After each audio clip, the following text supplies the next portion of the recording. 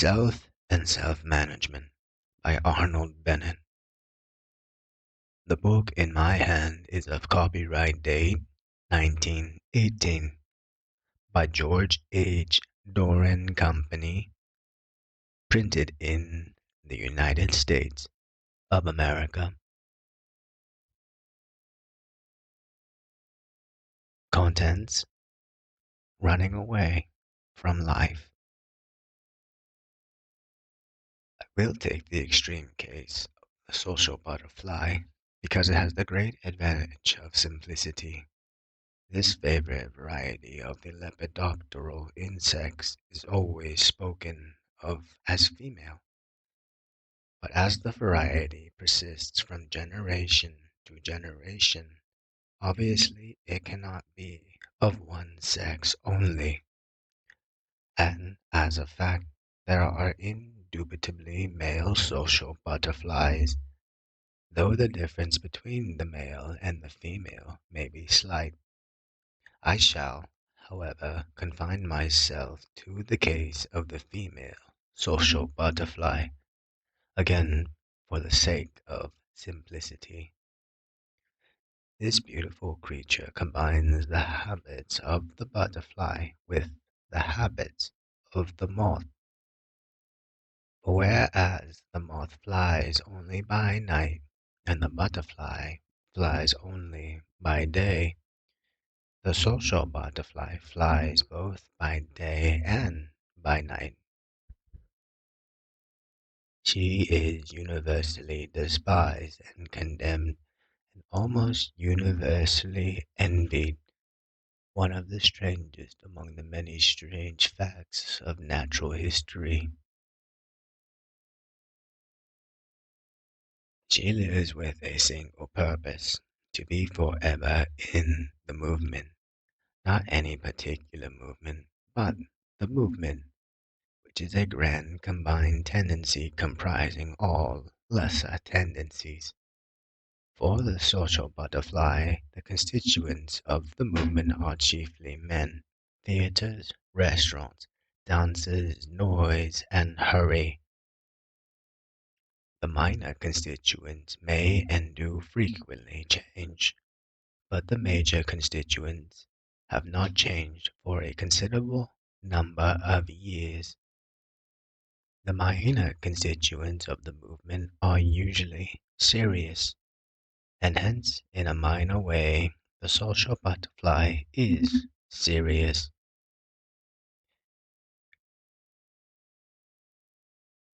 If books happen to be of the movement, she will learn the names of books and authors, and in urgent crisis will even read.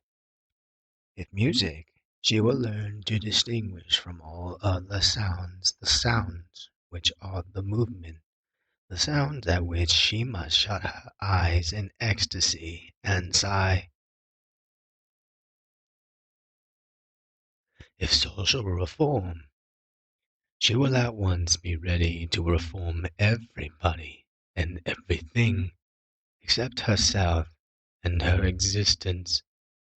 If charity or mercifulness, she will be charitable or merciful according to the latest devices in the latest frocks. Yes, and if war happens to be of the movement, she will be serious about the war.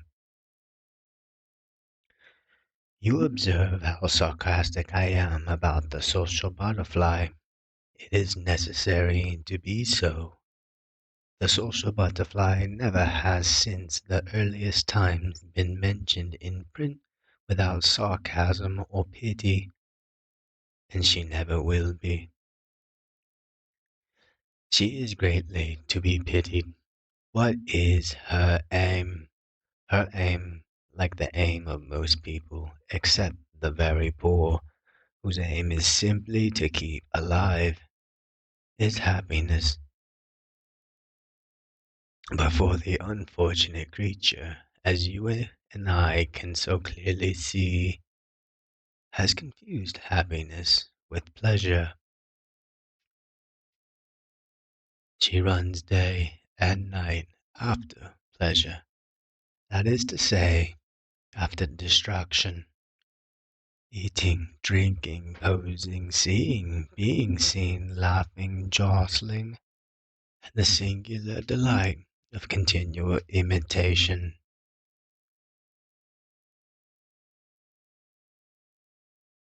She is only alive in public, and the whole of her days and nights are spent in being in public, or in preparing to be in public, or in receiving from the effects of being in public. Habit drives her on from one excitement to another. She flies eternally from something mysterious and sinister which is eternally overtaking her.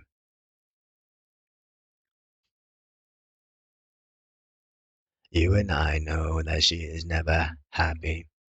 She is only intoxicated or narcotized by a drug that she calls pleasure, and her youth is going. Her figure is going. Her complexion is practically gone. She is laying up not for the future save disappointment, dissatisfaction, disillusion, and no doubt rheumatism. And all this inordinate, incredible folly springs from a wrong and childish interpretation of the true significance of happiness.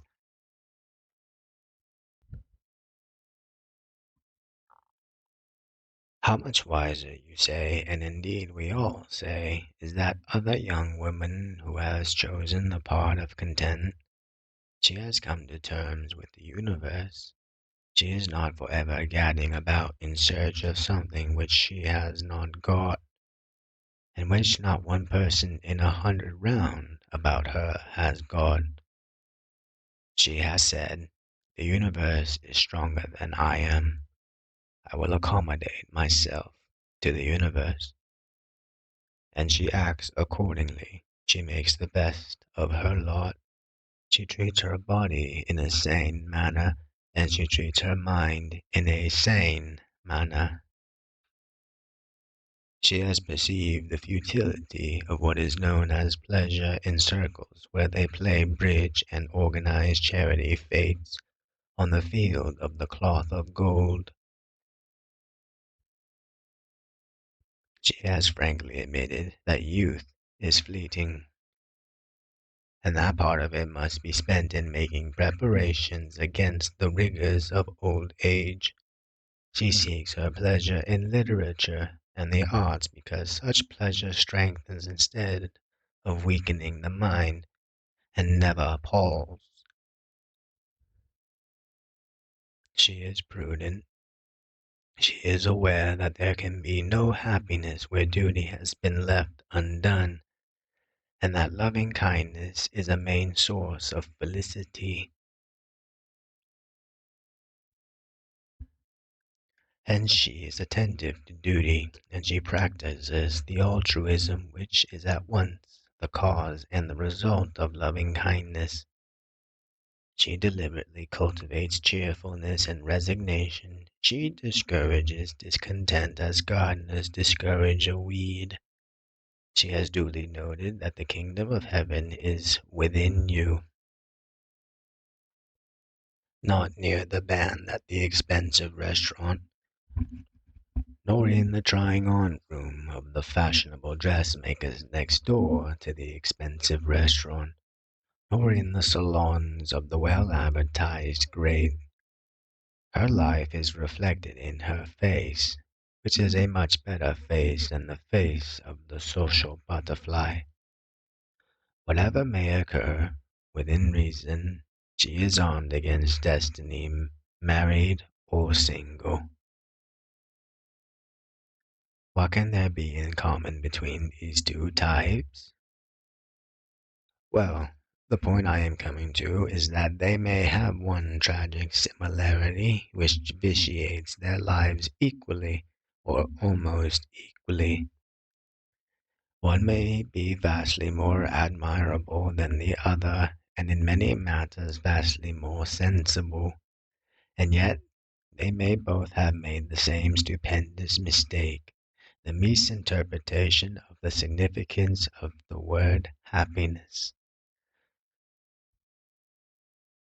Towards the close of the existence, and even throughout existence, the second, in spite of all her precautions, may suffer the secret and hidden pangs of unhappiness just as acutely as the first, and her career may in the end present itself to her as just as much a sham.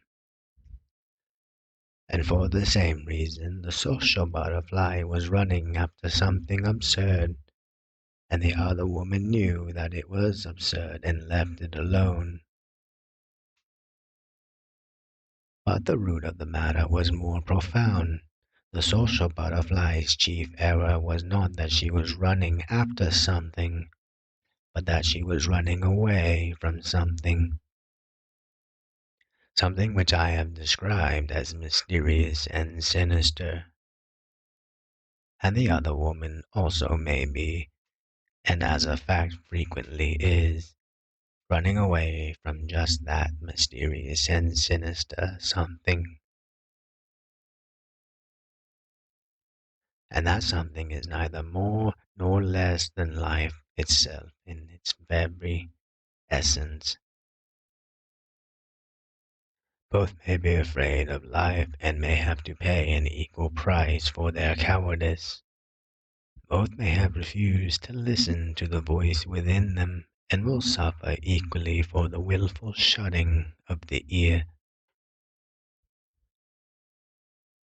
It is true that the other woman may just possibly have a true vocation for a career of resignation and altruism, and the spreading of a sort of content in a thin layer over the entire length of existence. If so, well and good. But it is also true that the social butterfly may have a true vocation for being a social butterfly, and the thick squandering of a sort of pleasure on the earlier part of existence to the deprivation of the latter part, then neither the one nor the other will have been guilty of the cowardice of running away from life. My point is that you may take refuge in good works or you may take refuge in bad works, but that the supreme offense against life lies in taking refuge from it, and that if you commit this offense, you will miss the only authentic happiness, which springs no more from content and resignation than it springs from mere pleasure. It is indisputable that the conscious can be and is constantly narcotized as much by relatively good deeds as by relatively bad deeds. Nevertheless, to dope the conscience is always a crime, and is always punished by the ultimate waking up of the conscience. To take refuge from life is to refuse it. Life generally offers due scope for the leading instinct in a man or woman, and sometimes it offers the scope at a very low price, at no price at all.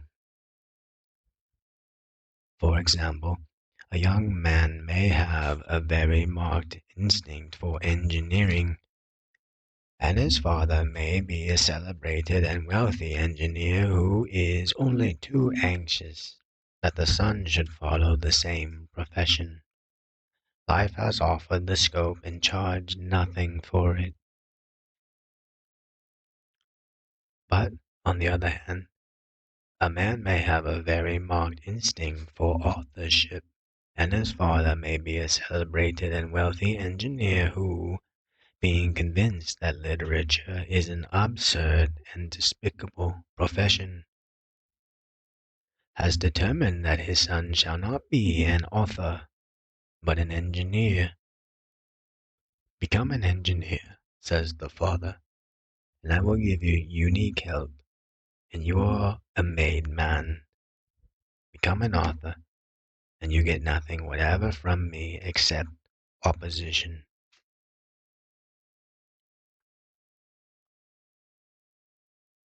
Life, however, which has provided the instinct for literature, has also provided the scope for its fulfillment. The scope for young authors is vaster today on two continents than it ever was. But the price, which in this case life quotes, is very high. The young man hesitates. The price quoted includes comfort, parental approval, domestic peace, money, luxury, and perhaps also a comfortable and not unsatisfactory marriage. It includes practically all the ingredients of the mixture commonly known as happiness. Of course, by following literature, the young man may recover all and more than all the price paid, but also he may not. The chances are about 100 to 1 that he will not. He is risking nearly everything in order to buy a ticket in a lottery.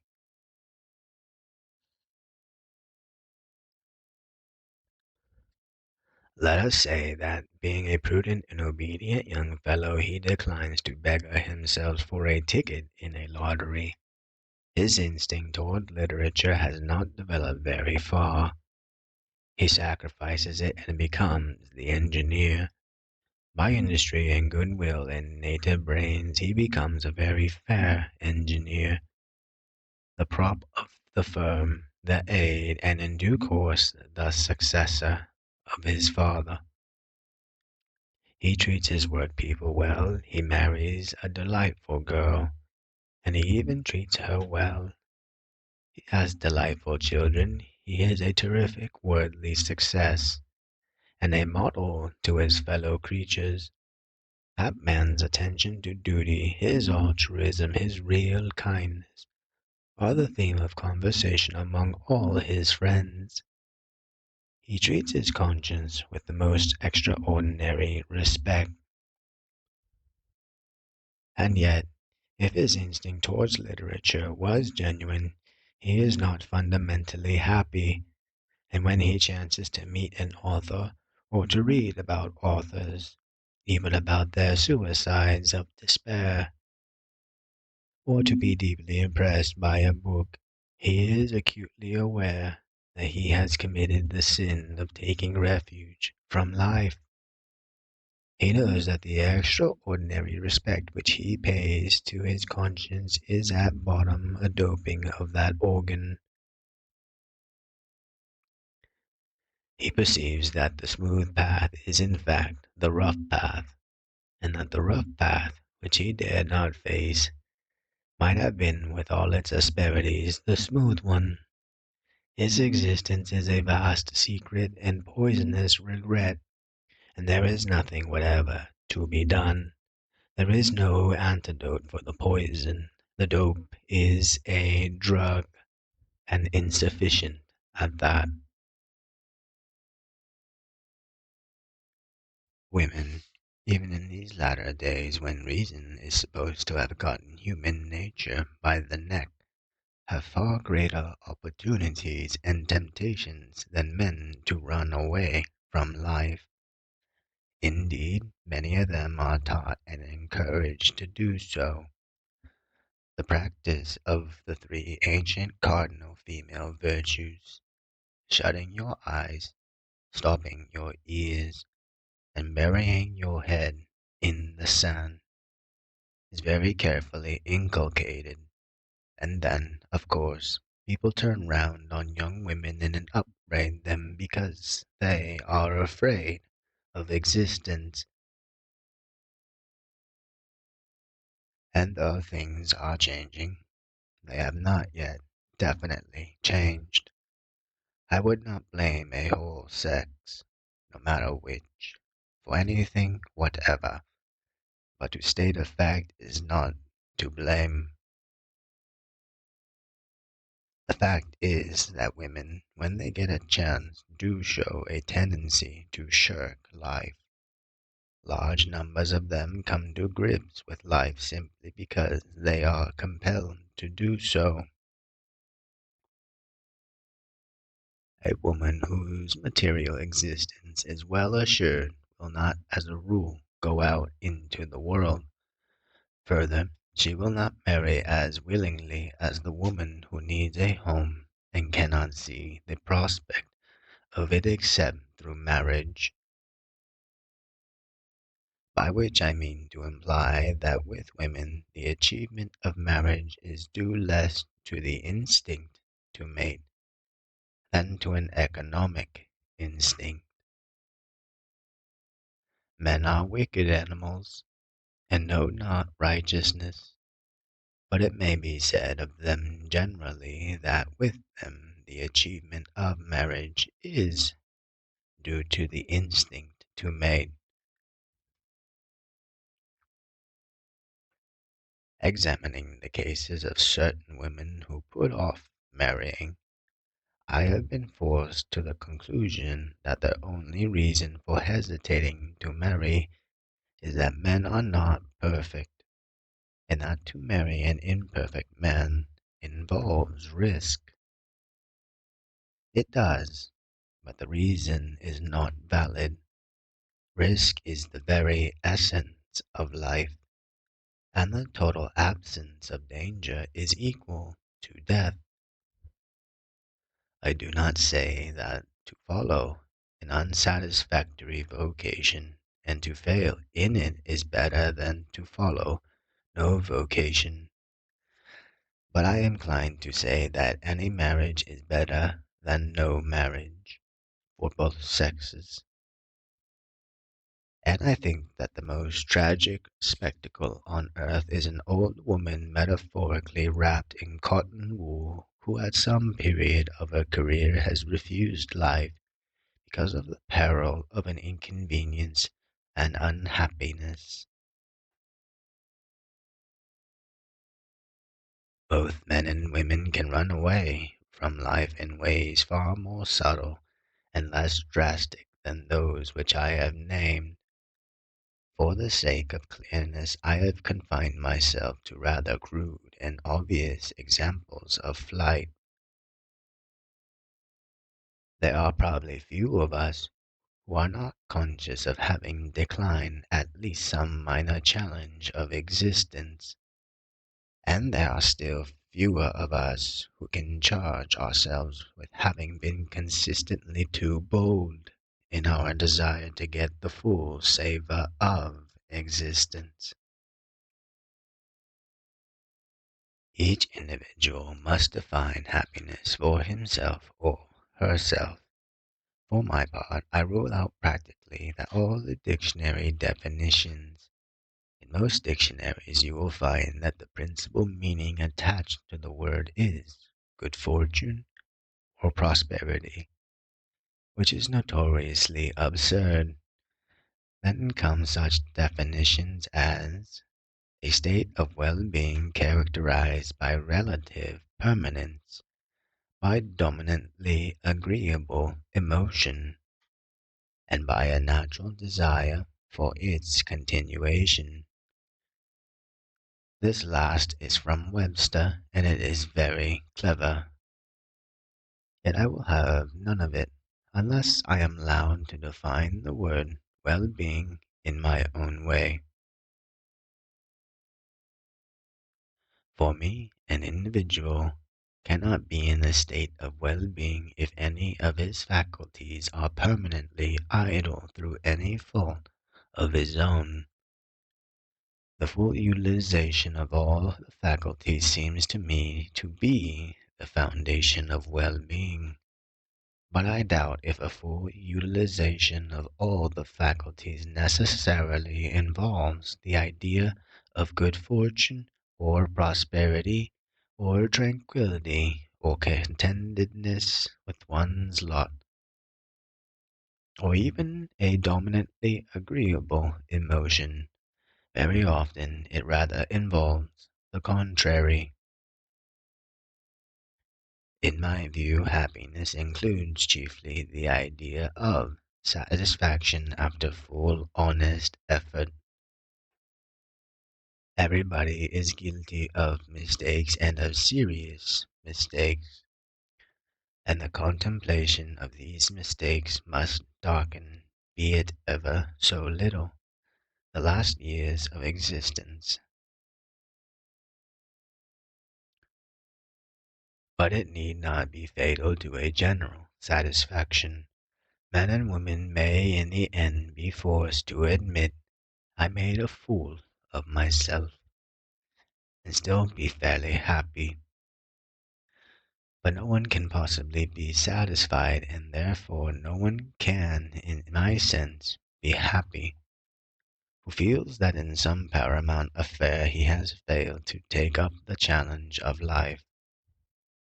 For a voice within him which none else can hear, but which he cannot choke, will constantly be murmuring, "You lacked courage, you hadn't the pluck, you ran away." And it is happier to be unhappy in the ordinary sense all one's life than to have to listen at the end to that dreadful interior verdict. Contents 2. Some axioms about war work. This essay concerns men, but it concerns women more. When citizens begin to learn through newspapers and general rumor that voluntary war work is afoot, and that volunteers are badly wanted, and that there is work for all who love their country, then those who love their country are at once sharply divided into two classes: the people to whom the work comes, and the people who have to go out to seek the work. The former are the people of prominent social position, the latter are the remainder of the population. The prominent persons will see work rolling up to their front doors in quantities huge enough to overthrow the entire house. The remainder will look out of the window and see nothing at all unusual in the street. They are then apt to say, "This is very odd. There is much work to do. I am ready to do my share. Why doesn't somebody come along and ask me to do it?" And they feel rather hurt at the neglect, and finally they sigh. "Well, if no one gives me anything to do, of course I can't do anything." Such an attitude would be quite reasonable if society was like a telephone exchange, and anybody could get precisely the person he or she was after by paying a girl £1 or two a week to stick plugs into holes. But society not being like a telephone exchange, the attitude is unreasonable. Patriots cannot expect the organizers of war work to run up and down streets knocking at doors and crying, "Come, you are the very woman I need." However much urgent war work is waiting to be done, 9/10ths of the individuals who are anxious to do it will have to put themselves to a certain amount of trouble in order to discover the work, perhaps to a great deal of trouble. Having located the work, they may even have almost to beg for the privilege of doing it. Again, they are rather hurt. They demand, why should they go on their knees? They are not asking a favor. A woman will say, "I went and offered my services, and he looked at me as if I was a doubtful character, and you never heard such a cross-examination as I had to go through.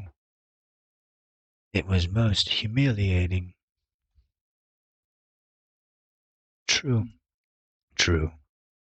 But could she reasonably expect the cross-examiner to see into the inside of her head? The first use and the last use of the gift of speech is to ask. questions. Moreover, respected madam, it is quite probable that the cross-examiner was not a bit suspicious, and that his manner was simply due to dumbfoundedness, to mere inability to believe that so ideal a person as yourself had, so to speak, fallen from heaven straight into his net. And further, respected madam, are not you yourself suspicious? If the cross-examiner had come to you instead of you going to him, might not your first thought have been, what advantage is he trying to gain by coming to me? I shall say, no. If it is true that people who ask for work are stared at, it is equally true that people who are asked to work also stare a little haughtily.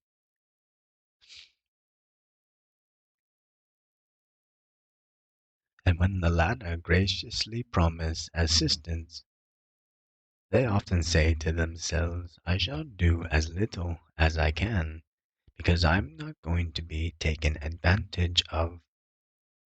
And they almost invariably end by doing more than they can, and by insisting on being taken advantage of. Human nature is mean, but it is also noble. Axiom. The preliminary trouble and weariness and annoyance incidental to getting the work are in themselves a necessary and inevitable part of war work, just as much as bandaging the brows of heroes.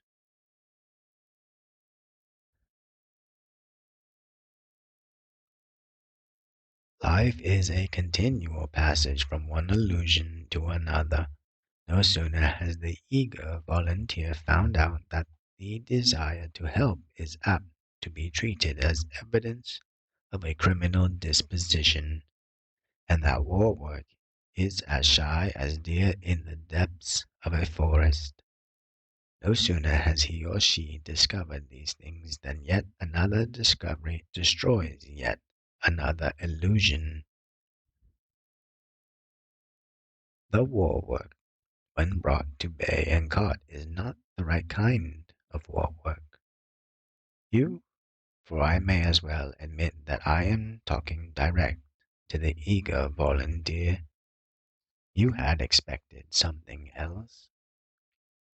This war work that presents itself is either beneath your powers, or it is beyond your powers, or it is unsuited to your individuality, or to your social station, or to your health, or to your hands or feet.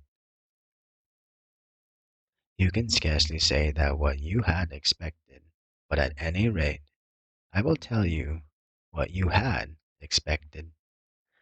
You had expected the ideal work that showed you at your best, picturesque work, interesting work, work free from monotony, work of which you could see the immediate beautiful results, work which taxed you without overtaxing you, really important work without the moral risks attaching to real responsibility. Such was the work you had expected, and the chances are 10 to 1 that the work you have actually got is dull, monotonous, apparently futile. Any fool could do it, though it is exhausting and inconvenient. Or, on the other hand, it is, while dull and monotonous, too exacting for a well-intentioned mediocre brain like yours. You don't actually mean that, but you try to be modest. In short, it is not suitable work. There is not enough suitable work to go round, nor the thousandth part of what would be enough. Unsuitableness is a characteristic of nearly all work. Lowering your great powers, or forcing your little powers up, to the level of the work offered. This, too, is part of war work. Again, you have to get away from the illusion that you can live a new life and still keep on living the old life.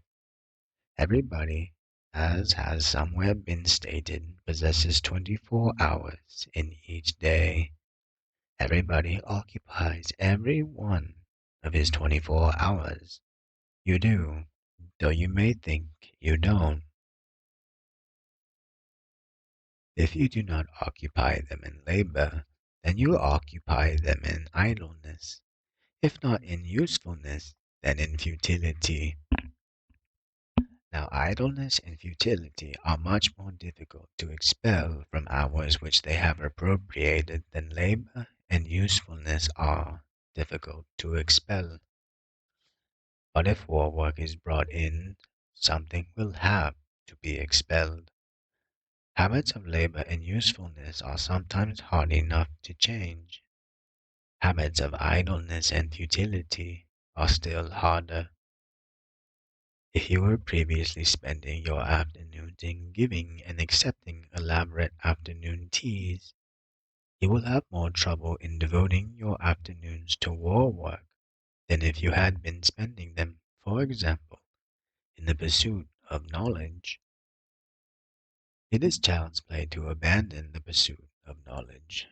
No moral stamina is required, but to give up the exciting sociabilities of afternoon tea is a tremendous feat. So much so that if you are a votary of this indigestive practice, you will infallibly endeavor to persuade yourself at first, I can manage the two, war work and afternoon teas as well. I can fit them in. You cannot fit them in, at any rate successfully. The essence of war work is that it may not be fitted in. If it does not mean sacrifice, it means not. Sacrifice is giving something for nothing. You cannot give something and yet stick to it. Certain persons are apt to buy an article to give away, and then are so pleased with the article that they decide to keep it for themselves. They thus obtain for a period the sensation of benevolence without any ultimate corresponding sacrifice. This is the nearest approach that I know of to giving something and yet sticking to it. But it has no relation whatever to war work. Axiom. If a teacup is full, you cannot pour anything into it until you have poured something out.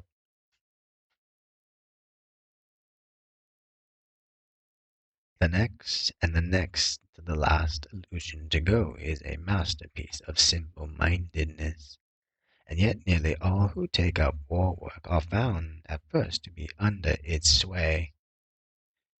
It is the illusion that war work, being a fine and noble thing, ought to change people's natures and dispositions in such a manner as to produce the maximum of co-operating effort with the minimum of friction. Now the very heart of all war work is the grand and awe-inspiring institution of the committee. If you are engaged on war work, you are bound to sit on a committee, or, in default of a committee, a subcommittee, which usually has more real power than the bumptious and unwieldy body that overlords it. And if you are on neither a committee nor a subcommittee, then you are bound sooner or later to be called up before a committee or a subcommittee, and to be in a position to give the committee or subcommittee a piece of your mind. Thus, your legitimate ambition will somehow be satisfied. But let us suppose that you are at once elected to a committee. Well, Among the members of the committee are three persons you know: Miss X, Mr. Y, and Mr. Z. Miss X used to be a mannish and reckless and cheeky young maid. Mr. Y used to be an interfering and narrow-minded old maid. Mrs. Z used to be nothing in particular. You enter the committee room and you see these three, together with a few others who have not a very promising air. Probably no sight is more depressing than the cordon of faces round the committee room table. You, however, are not downcast. You feel in yourself the uplifting power of a great ideal. You are determined to make the best of yourself and of everybody, and you are convinced that everybody is determined to do the same. But in less than 5 minutes, Ms. X, despite her obvious lack of experience, is offering the most absurd proposals. She has put her elbows on the table, and she is calmly teaching all her grandmothers to suck eggs. Mr. Y is objecting to the ruling of the chairman and obstinately arguing against a resolution that has been carried, and indeed implying that the committee ought not to do anything at all.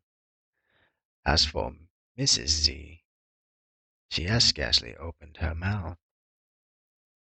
When the chairman asked her for her opinion, she blushed and said she rather agreed, and she voted both for and against the first resolution. Is it conceivable, you exclaim in your soul, is it conceivable that these individuals can behave so in such a supreme crisis of the nation's history, at a moment when the nation has need of every citizen's loyal goodwill, of every etc., etc.? No, they cannot have realized that we are at war. And sundry other members of the committee are not much better than the ignoble three. Indeed, your faith in committees is practically destroyed. You say to yourself, with your blunt, vigorous common sense, if only the committee would adjourn and leave the whole matter to me, I am sure I could manage it much better than they are doing. You consider that a committee is a device for wasting time and for flattering the conceit of opinionated fools. Then Mr. Y becomes absolutely impossible. You feel that you are prepared to stand a lot, but that there is a limit, and that Mr. Y has gone beyond it. You are ready to work and to work hard, but you cannot be expected to work with people who are impossible. You decide to send in your resignation to the chairman at once. I hope you will not send it in, for at least half the committee are thinking just as you are thinking, and one or two of them are thinking these things, not apropos of Ms. X, Mr. Y, or Mrs. Z, but apropos of you. And if you are startled at the spectacle of people persisting in being just themselves in war work, then the fault is yours, and you should be gently ashamed. You ought to have known that people are never more than themselves in a great crisis, especially when the crisis is prolonged. You ought to be thankful that the committee has unscaled your eyes to so fundamental a truth. You have realized that we are at war. You ought also to realize that it takes all sorts to make a world, even a world, at war. You ought to imagine what would happen if every member of the committee, like you, resigned because Mr. Y was impossible, and thus left the impossible Mr. Y in possession of the table and the secretary. Axiom. The most valorous and morally valuable war work is the work of working with impossible people. And may I warn you that you will later on, if you succeed as a war worker, encounter more terrible phenomena than Mr. Y, who at the worst can always be outvoted. You will encounter, for example, the famous and fashionable lady who, justifiably relying on human nature's profound and incurable snobbishness, will give all the hard work to you and those like you, while appropriating all the glory and advertisement for herself. And, more terrible even than the famous and fashionable lady, you will run up against the official mind. The official mind is the worst of all obstacles to getting things done, and the gravest danger of the war worker, particularly if he attains high rank on committees, is the danger of becoming official minded himself. When you have proved that in war work you are a decent human being, you will prove this by sticking to the work long after you are weary of it, and by refusing to fly off to something else because it promises to be more diverting and less annoying than your present job. Then you will part company with the war workers' last illusion, namely, the illusion that her efforts will meet with gratitude. Gratitude is going to be an extremely rare commodity, and it is not a very good thing to receive, anyhow. You see, there will be so few people with leisure to vote to gratitude.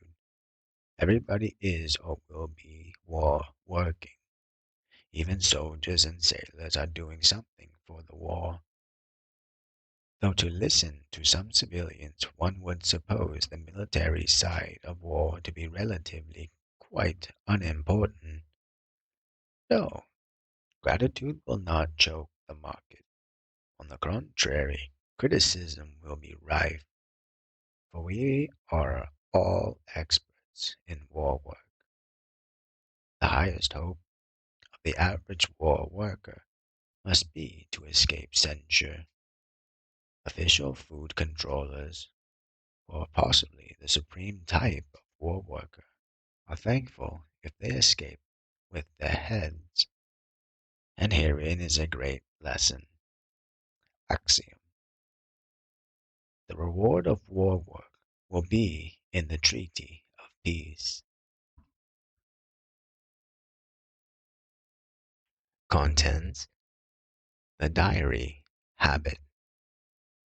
Let us consider first a strange quality of the written word.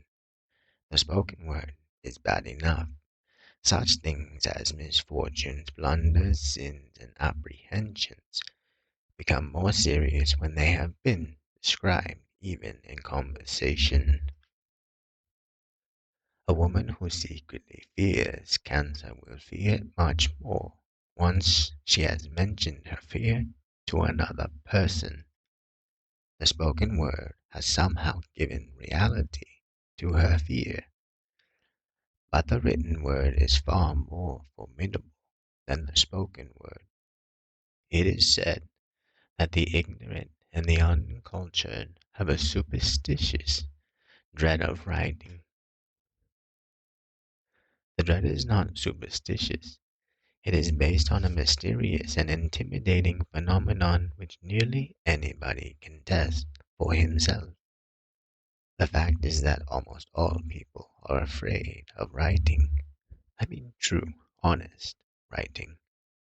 Vast numbers of people hate and loathe it, as though it were a high explosive that might suddenly go off and blow them to pieces.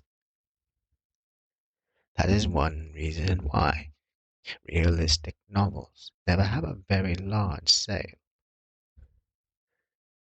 But the difference between one man's dread of writing and another man's dread of writing is merely a difference of degree, not of kind. And if any among you asserts that he has no fear of the written word, merely because it is written, let him try the following experiment. Take, O exceptional individual, take some concealed and blameworthy action or series of thoughts of your own. I do not mean necessarily murder or embezzlement. Not everybody has committed murder or embezzlement, or even desires to do so. I mean some matter, and a matter of which you are so ashamed, or about which you are so nervous, that you have never mentioned it to a soul. All of us, even you, have such matters hidden beneath waistcoat or corsage. Write down that matter. Put it in black and white. The chances are that you won't. The chances are that you will find some excuse for not writing it down. You may say, ah, but suppose someone happened to see it. To which I will reply, write it and lock it up in your safe.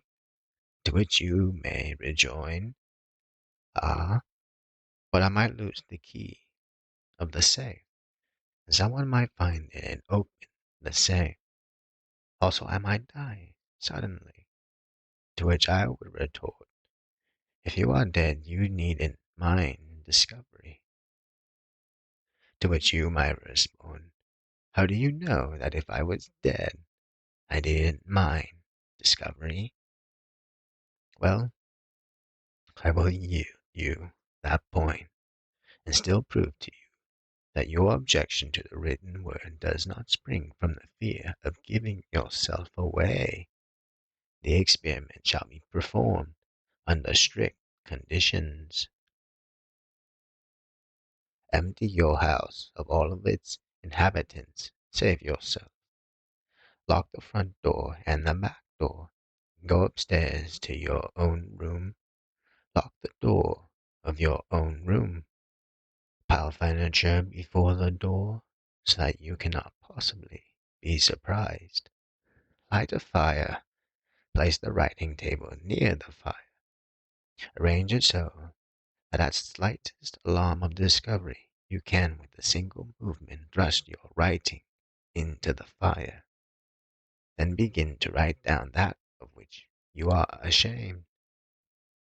You are absolutely safe. Nevertheless, you will hesitate to write, and you will not have got very far in your narration before you find yourself writing down something that is not quite so unpleasant as the truth, or before you find yourself omitting some detail which ought not to be omitted. You will have great difficulty in forcing yourself to be utterly frank on paper. You may fail in being utterly frank. You probably will so fail. Most people do. When you have finished and hold the document in your hand, you will start guiltily if the newly moved furniture creaks in front of the door. You will read through the document with discomfort and constraint, and you will stick it in the fire and watch it burn with a very clear feeling of relief. By all these strange sensations, you could not have been caught in the act. Moreover, there was nothing on the paper of which you were not fully aware, and which you had not fully realized. Nobody can write down that which he does not know and realize. Quite possibly the whole matter had been thoroughly familiar to you, a commonplace of your brain for weeks, months, years. Quite possibly you had recalled every detail of it hundreds of times, and it had never caused you any grave inconvenience. But instantly it is written down, it becomes acutely, intolerably disturbing, so much so that you cannot rest until the written word is destroyed. You are precisely the same man as you were before beginning to write, not as altered. You have committed no new crime, but you have a new shame. I repeat, why? The only immediate answer is that the honest written word possesses a mysterious and intimidating power. This power has to do with the sense of sight. You see something. You do not see your action or your thoughts, as it might be on the cinema screen, happily, but you do see something in regard to the matter. The above considerations are often to that enormous class of people springing up afresh every year, who say to themselves, I will keep a diary and it shall be absolutely true. You may keep a diary, but beyond question it will not be absolutely true. You will be lucky, or you must be rather gifted, if it is not studded with untruths. You protest that you have a well-earned reputation for veracity. I would not doubt it. When I say untruths, I do not mean, for instance, that if the day was beautifully fine, you would write in your diary, a very wet day today, went for a walk and got soaked through. I am convinced that you would be above such lying perversions. But also I am convinced that if a husband and wife, both as veracious and conscientious as yourself, had a quarrel, and described the history of the quarrel each in a private diary, the two accounts would by no means coincide, and the whole truth would be in neither of them. Some people start a diary as casually as they start golf, stamps, or a new digestive cure, whereas to start a diary ought to be a solemn and notable act, done with a due appreciation of the difficulties thereby initiated. The very essence of a diary is truth. A diary of untruth would be pointless, and to attain truth is the hardest thing on earth. To attain partial truth is not a bit easy, and even to avoid falsehood is decidedly a feat. Having discouraged, I now wish to encourage. Many who want to keep diaries or who ought to keep diaries do not, because they are too diffident. They say, my life is not interesting enough. I ask, interesting to whom? To the world in general, or to themselves? It is necessary only that a life should be interesting to the person who lives that life. If you have a desire to keep a diary, it follows that your existence is interesting to you.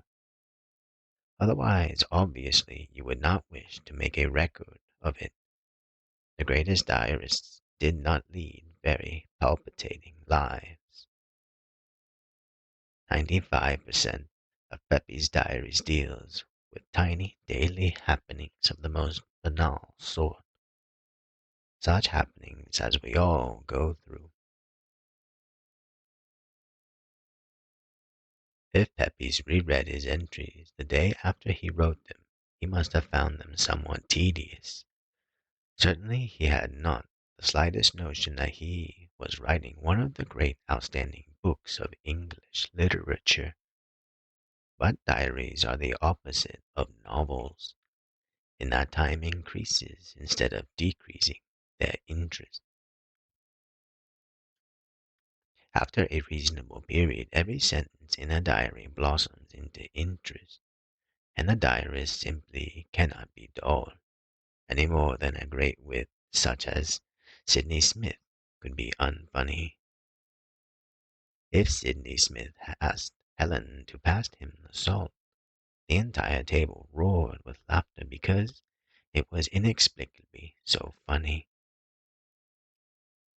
If the diarist writes in his diary, I asked Helen to pass me the salt, within 3 years he will find the sentence inexplicably interesting to himself. In 30 years his family will be inexplicably interested to read that on a certain day he asked Helen to pass him the salt. In 300 years, a whole nation will be reading the inexplicable and passionate interest that centuries earlier he asked Helen to pass him the salt. And critics will embroider theories upon both Helen and the salt, and will even earn a living by producing new annotated editions of Helen and the salt. And if the diary turns up after 3,000 years, the entire world will hum with the inexplicable, thrilling fact that he asked Helen to pass him the salt, which fact will be cabled round the globe as a piece of the latest news, and immediately afterwards there will be cabled round the globe the views of expert scholars of all nationalities on the problem whether, when he had asked Helen to pass him the salt, Helen did actually pass him the salt or not. Timid prospective diarists in need of encouragement should keep this great principle in mind. He will say, but what do I care about posterity? I would not keep a diary for the sake of posterity. Possibly not, but some people would. Some people, if they thought their diaries would be read 300 years hence, or even 100 years hence, would begin diaries tomorrow and persevere with them to the day of death.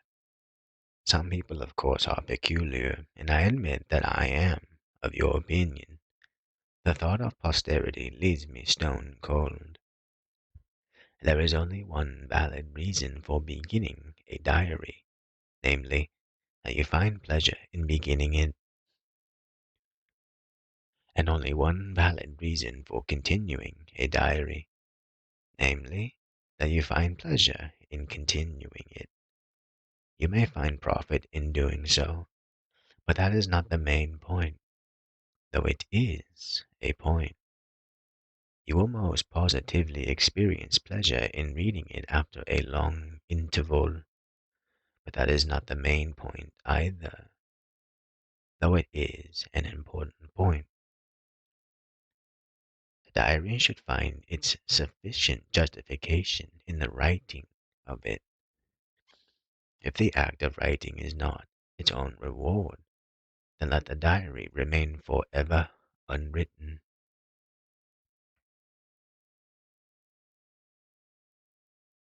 But beware of the word writing. Just as some persons are nervous when entering a drawing room or even a restaurant, so some persons are nervous when taking up a pen. All persons, as I have tried to show, are nervous about the psychological effects of the written word, but some persons, indeed many, are additionally nervous about the mere business of writing the word. They begin to hanker with awe after a mysterious ideal known as correct style. They are actually under the delusion that writing is essentially different from talking, a secret trade process, and they are not aware that he who says or thinks interesting things can write interesting things, and that he who can make himself understood in speech can make himself understood in writing, if he goes the right way to work. I have known people, especially the young, who could discourse on themselves in the most attractive manner for hours, and yet who simply could not discover in their heads sufficient material for a short letter. They would bemoan, I can't think of anything to say. It was true. And of course, they could not think of anything to say, the reason being that they were trying to think of something to write, and very wrongly assuming that writing is necessarily different from saying. Writing may be different from saying, but it need not be different, and for the diarist it should not be different, and above all, it should not be superficially different. The inexperienced, when they use ink, have a pestilent notion that the saying has to be translated or transmogrified into writing. They conceive an idea in spoken words, and then they subconsciously or consciously ask themselves, I should say it like that, but how ought I to write it? They alter the forms of their sentences. They worry about grammar and phrase construction and even spelling. As for grammar and spelling, in the greatest age of English literature, neither subject was understood, and no writer could be trusted either in spelling or in grammar. To this day, very few writers of genius are to be trusted either in spelling or in grammar. As for phrase construction, the phrase that comes to your tongue is more likely to be well constructed than the phrase which you bring forcibly into being at the point of your pen. If you know enough grammar to talk comprehensively, you know enough to write comprehensively, and you need not trouble about anything else. In fact, you ought not to do so, and you must not. Formality in a diary is a mistake. Write as you think, as you speak, and it may be given to you to produce literature. But if while you are writing you remember that there is such a thing as literature, you will assuredly never produce literature.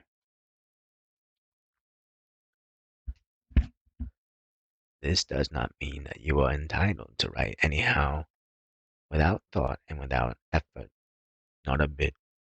Good diaries are not achieved thus. Although you may and should ignore the preoccupations of what I will call, sarcastically, literary composition. You must have always before you the ideal of effectively getting your thought on to the paper. You would, sooner or later, say your thought effectively, but in writing it down some travail is needed to imagine what the perhaps unstudied spoken words would be, and also the memory must be fully and honestly exercised to recall the scene or the incident described. By carelessness, you run the risk of leaving out the interesting part. By being conscientious, you ensure that the maximum of interest is attained. Lastly, it is necessary to conquer the human objection to hard labor of any sort. It is not a paradox to assert that man often dislikes the work which he likes. For myself, every day anew, I hate to start work. You may end your day with the full knowledge that you have had experiences that day worthy to go into the diary, which experiences remain in your mind obstinately. And yet you hate to open the diary. Even when you have opened it, you hate to put your back into the business of writing. You are tempted to write without reflection, without order, and too briefly. To resist the temptation to be slack and casual and second rate involves constant effort. Diary keeping should be a pastime, but properly done, it is also a task, like many other pastimes. I have kept a diary for over 21 years, and I know a little about it. I know more than a little about the remorse, alas, futile, which follows negligence. In diary keeping, negligence cannot be repaired. That which is gone beyond return. Contents: a dangerous lecture to a young woman. It was at a war charity sale in a hot, crowded public room of a fashionable hotel, amid the humorous bellowings of an amateur auctioneer and the guffaws of amused bidders, that this thing happened to me. A young woman was passing, and as she passed, she looked and stopped and abruptly charged me with being myself. I admitted the undeniable. "I hope you'll excuse me," she said. "I've read all your books." The usual amiable chatter, I thought, and made aloud my usual stilted, self-conscious reply to such a conversational opening. "You must have worked very hard." She frowned, just a little frown in the middle of her forehead.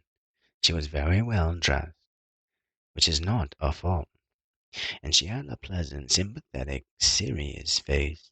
She said, "I've often wanted to tell you, in fact, I thought I ought to tell you about all those little books of yours about life and improving oneself, and being efficient and not wasting time, and so on and so on. They're very nice to read, but they've never done me any good, practically." She smiled. No, it was not to be the usual amiable chatter. "I'm sorry," I said, "but of course books don't act by themselves. You can't expect them to be of much practical good until you begin to put them into practice." "But that's just the point," she answered. "I can't begin to put them into practice. I can't resolve, and I can't concentrate, and I can't clench my teeth and make up my mind. And if I do make a sort of start, it's a failure after the first day. And this goes on year after year. No use blaming me. I can't help myself. I want awfully, but I can't." "But what do you want?" "I want to make the best of myself. I want to stop wasting time and to perfect my human machine. I want to succeed in life. I want to live properly and bring out all of my faculties. Only you see, I haven't got any resolution. I simply have not got it in me. You tell me to make up my mind, steel myself, resolve, stick to it, and so forth. Well, I just can't. And yet I do want to. You've never dealt with my case, and what's more, I don't think you can deal with it. I hope you'll pardon all this bluntness, but I thought that, as a student of human nature, you might be interested." I stood silent for a moment. She bowed with much charm and fled away. I gazed everywhere, but she was lost in the huge room. I could not very well run in pursuit of her. These things are not done in literary circles. She had vanished, and I knew naught of her. She might be young girl, young wife, young mother, anything, but I knew naught of her except that she had a sympathetic, rather sad face, and that she had left an arrow quivering in my side. A few hours later, however, I spoke to the young creature as follows. "It seems to me that you may have been running your delightful head up against an impossible proposition.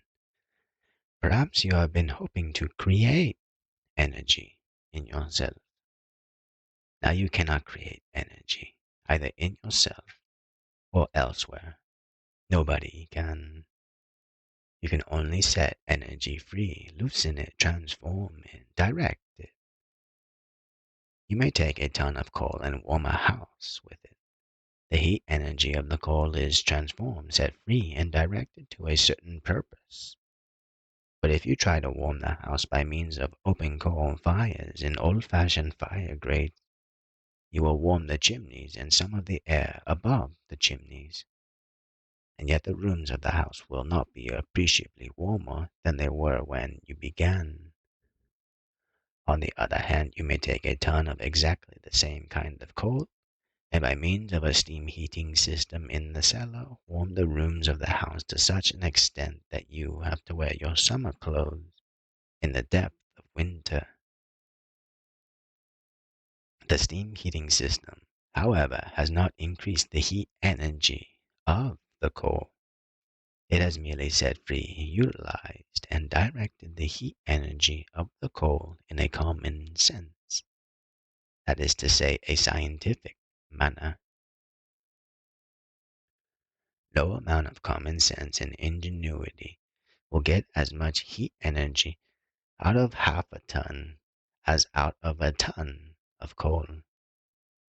You may devise the most marvelous steam heating system that exists on this side of the grave, but if there is no fuel in the furnace, or if there is in the furnace a quantity of coal inadequate to the size of the house will never be comfortable except for polar bears and lovers. The available coal is the prime factor. Well, an individual is born with a certain amount of energy and no more. Just as you cannot pour 5 quarts out of a gallon, as a rule, you cannot pour even 4 quarts. So you cannot extract from that individual more energy than there is in him. And what is more important, you cannot put additional quantities of energy into him.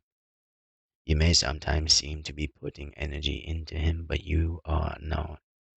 You are simply setting his original energy free, applying a match to the coal or fanning the fire.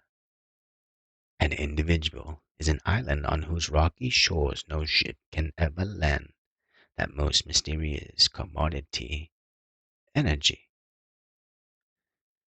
You may transfuse blood, but not the inexplicable force that makes the heart beat and defies circumstance. Some individuals appear to lack energy, when, as a fact, they are full of energy, which is merely dormant, waiting for the match or waiting for direction. Other individuals appear to lack energy, and in fact do lack energy, and you cannot supply their need any more than you can stop their hair from growing. No, young lady, it is useless to interrupt me by asking me to define what I mean by the word energy. To define some words is to cripple them. You know well enough what I mean by energy. I mean the most fundamental thing in you. Being a reasonable woman, you admit this and then go on to demand, first, how you can be quite sure whether you have been born with a large or medium or small quantity of energy, and second, how you can be quite sure that you have not lots of energy lying dormant within you. You cannot be quite sure of anything. This is not a perfect world. But as regards the second part of your question, you can be reasonably sure after a certain number of years. I will not suggest how many. That energy is not lying dormant within you, awaiting the match. It is impossible for anybody indefinitely to continue to wander in a world full of lighted matches without one day encountering the particular match that will set fire to his fuel. And beware of that match, for sometimes the result of the contact is an explosion which shatters everything in the vicinity. If you have dormant energy, one day it will wake up and worry you, and you will know it is there. As regards the first part of your question, the usual index of the amount of energy possessed by an individual is the intensity of the desires of that individual. It is desire that uses energy. strong desires generally betoken much energy, and they are definite desires. Without desires, energy is rendered futile. Nobody will consume energy in action unless he desires to perform the action, either for itself or as a means to a desired end. But now you complain that I am once more avoiding your case. You assert that you have desires without the corresponding energy or corresponding will to put them into execution. I doubt it. I do not admit it. You must not confuse vague, general aspirations with desire. A real desire is definite, concrete. If you have a real desire, you know what you want. You cannot merely want. You are bound to want something. Further, to want something only at intervals, when the mind is otherwise unoccupied, is no proof of a real desire. It amounts to nothing more than a sweet, sad diversion, a spiritual pastime, a simple and pleasant way of making yourself believe that you are a serious person. The desire which indicates great energy is always there, worrying. It is an obsession. It is a nuisance. It is a whip and a scorpion. It has no mercy. And individuals having immense energy have commonly been actuated by a single paramount desire, which monopolizes and canalizes all their force. The pity is that these individuals have become the special symbols of success. When they have achieved their single paramount desire, they are said to have got on, to have succeeded, and everyone points an admiring finger at them and cries, "This is success in life." And the majority of books about success in life deal with this particular brand of success and assume that it is the only brand of success worth a bilberry, and exhort all people to imitate the notorious exemplars of the art of getting on, and in that narrow sense, which is absurd. And now, perhaps, we both feel that I am at last approaching your case. But I do not wish to be personal. Let us take the case of Mr. Flack, who died last week, unknown. His discerning friends said to him he had a wonderful financial gift.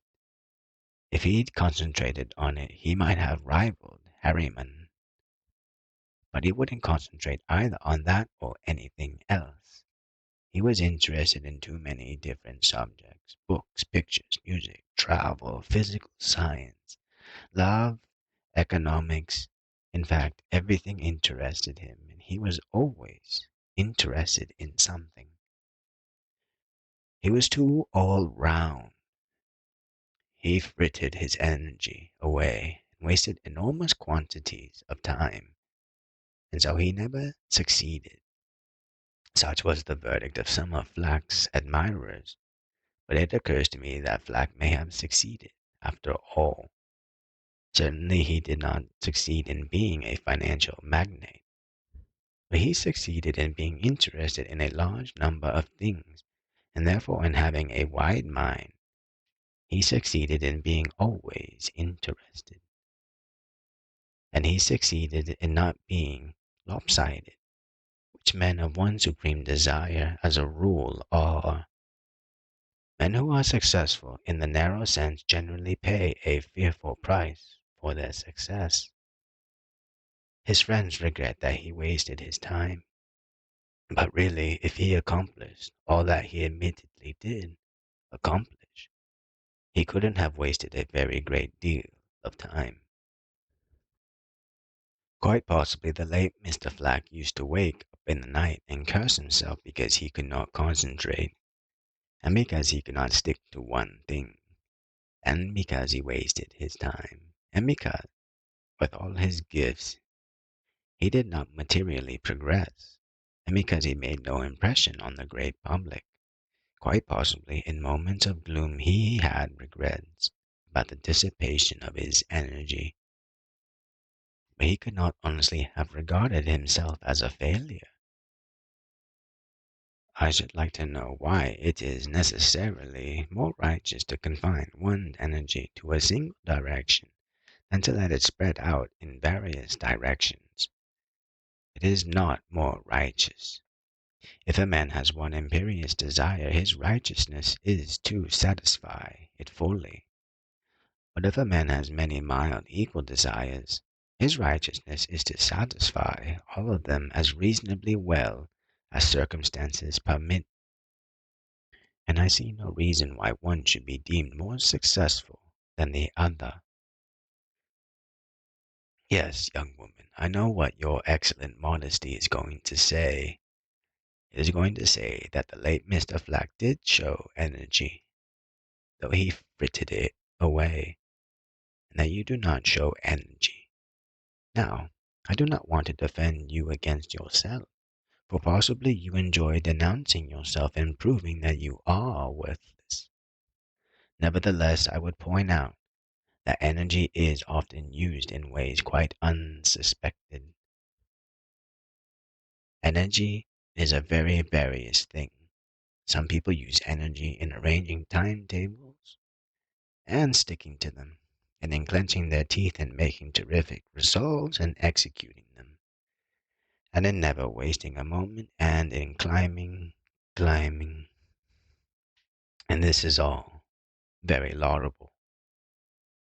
But energy can be used in other ways, in contemplation, in self-understanding, in understanding other people, in pleasing other people, in appreciating the world, in lessening the friction of life.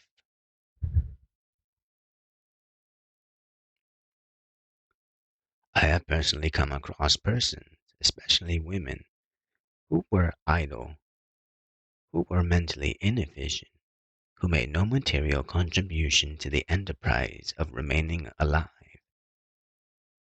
but whose were mere manner of existence was such that I would say to them in my heart, it is enough for me that you exist. We have all of us come across such persons, and the world would be markedly inferior sort of place if they did not exist exactly as they are.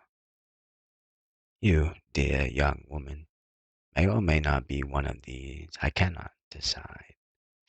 But anyhow, if you are not one of the hard-striving, resolute, persevering, teeth-clenching, totally efficient, one-ideaed, ambitious species, you need not despair.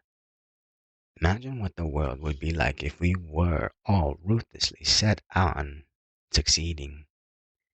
It would be like a scene of carnage, and it is conceivable that you are, in fact, much more efficient than you think, and that you are wasting much less time than you think, and that you are employing much more energy than you think. You complain that you lack resolution, which means that you lacked one steady desire. But perhaps your steady desire and resolution are so instinctive, so profoundly a part of you, that they function without being noticed. And if you do indeed lack one steady desire and the energy firmly to resolve, well, you just do. And you will have to be content with your lot. Why envy others?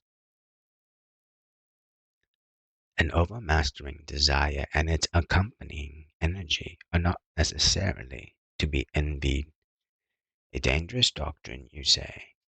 You say that I am leaving the door open to sloth and slackness and other evils. You say that I am finding an excuse for every unserious person under the sun. Perhaps so, but what I have said is true, and I will not be afraid of the truth because it happens to be dangerous. Moreover, every person ought to know in his heart whether or not he is conducting his existence satisfactorily. But he must interrogate his conscience fairly. It is not fair, either to one's conscience or to oneself, To listen to it always, for example, in the desolating dark hour before the dawn, and never to listen to it, for example, after one has had a good meal or a good slice of any sort of honest pleasure. And lastly, I have mentioned envy. We are apt to mistake mere envy of the successful for an individual desire to succeed, yet an envious realization of all the advantages and none of the disadvantages of success is scarcely the same thing as a genuine instinct for getting on, is it?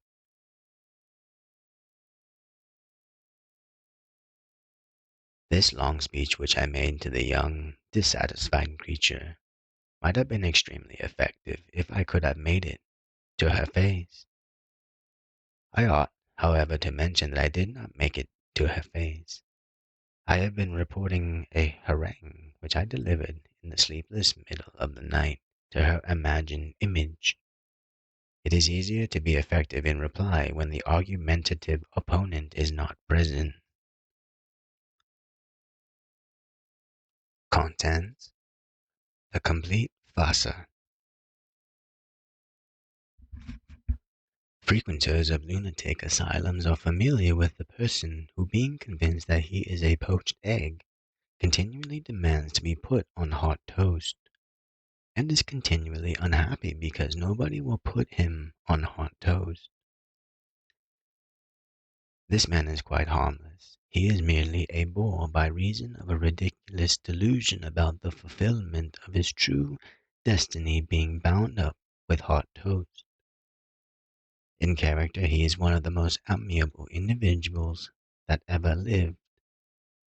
Amiable even to the point of offering himself for consumption to those of his fellow patients who are hungry, and who happen to fancy a poached egg with their tea.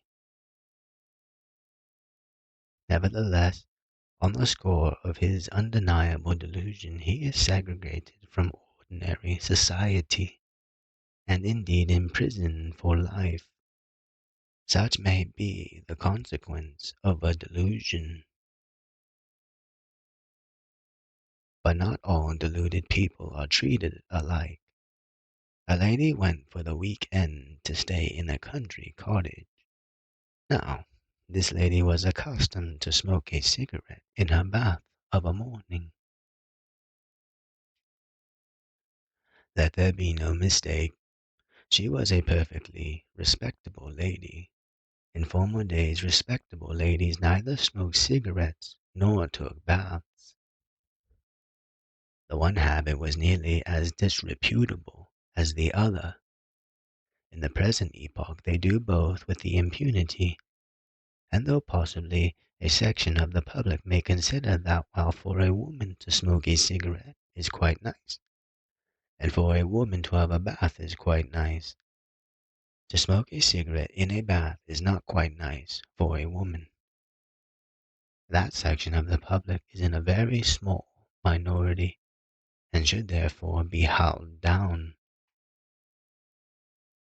Anyhow, the lady in question was everything that a lady ought to be. She was in fact a well-known social worker and writer on social subjects. On the Sunday morning, a terrible rumor was propagated throughout the country cottage. The lady did not smoke merely a cigarette in her bath. She smoked a special brand of cigarette in her bath. And she had forgotten to bring a due supply of the special brand, and her cigarette case had been emptied on the previous night. It became known that she was in a fearful state and would not be comforted. The brand was Egyptian. At first none but the brand would do for her, but after a period of agony she announced that she was ready to smoke any Egyptian or Turkish cigarette. The cottage, however, was neither Egyptian nor Turkish, but a Virginian cottage. She could not be induced to try a Virginian cigarette, and the cottage was miles from anywhere, and the day was the Sabbath. She came downstairs miserable, unnerved, futile, a nuisance to herself and to her host.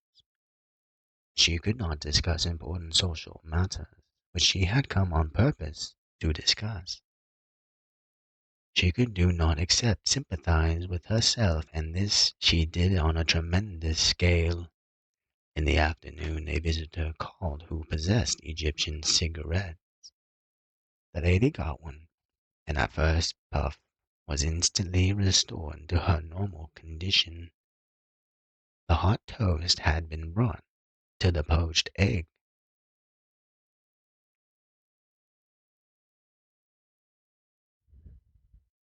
The lady, I maintain, was suffering from a delusion at least as outrageous as the poached egg delusion. The delusion that her body and brain could not function properly.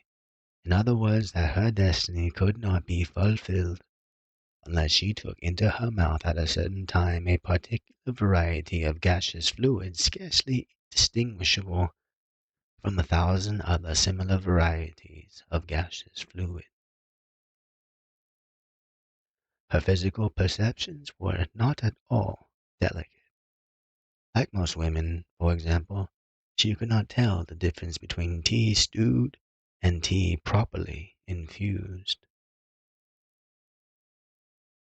If a Virginian cigarette had been falsely marked in an Egyptian manner, she would have smoked it with gusto.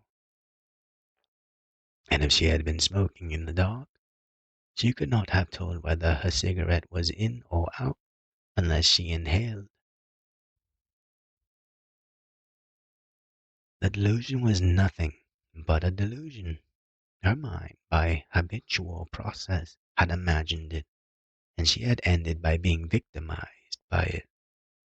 She had ended by seriously believing that she was physically and spiritually dependent upon a factor which had no appreciable power beyond the power mistakenly and insanely attributed to it by her morbid imagination.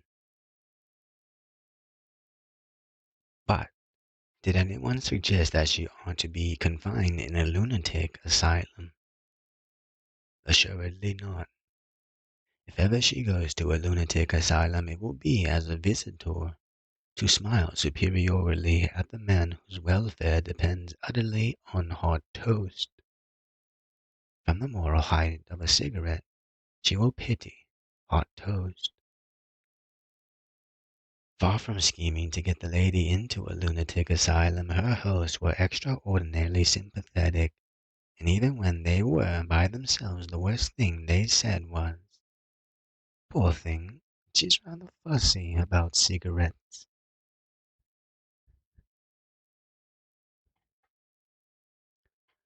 No one, I think, will assert that I have overdrawn the picture of a person victimized by a delusion and yet not inhabiting a lunatic asylum.